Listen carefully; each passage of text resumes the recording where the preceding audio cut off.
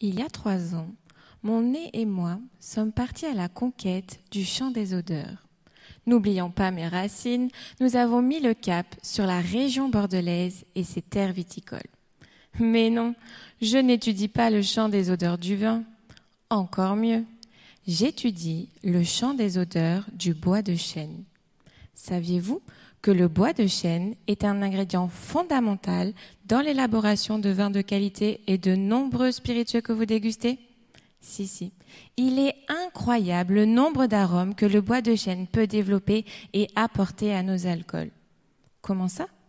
Eh bien, il faut savoir que certains vins et spiritueux passent un bon bout de temps dans des barriques en bois de chêne pour bien vieillir.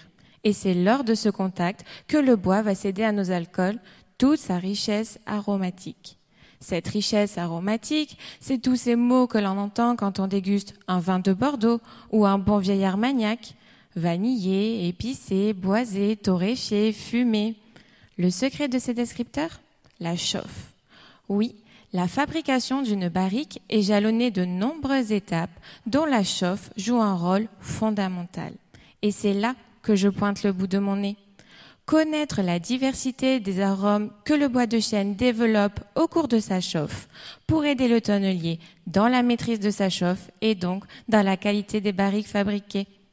En gros, si avec mon petit nez on arrive à savoir quelle molécule se cache derrière quel arôme et surtout quelle intensité et quel temps de chauffe la favorise, alors on sera en mesure d'appliquer des choses spécifiques pour produire des barriques qui correspondent exactement aux attentes des vignerons.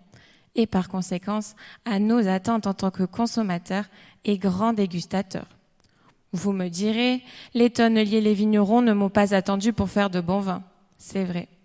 Grâce à de premières études, des molécules ont pu être identifiées comme responsables des notes de vanille, de noix de coco, de caramel, ou encore des notes plus épicées rappelant le curry, allant même jusqu'aux notes de fumée.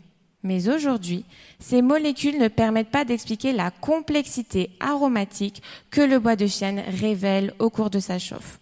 Par exemple, les notes de pain grillé, de brioche, des notes très gourmandes des pâtissières que je peux sentir lorsque je plonge mon nez dans une barrique, eh bien aujourd'hui, aucune molécule n'a été identifiée comme responsable de ces arômes. Pour autant, ces arômes font fureur auprès des professionnels du milieu vitivinicole.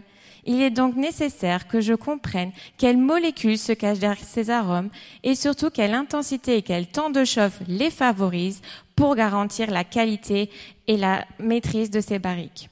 Finalement, on peut dire que mon nez et moi sommes les messagers du bois de chêne. Merci.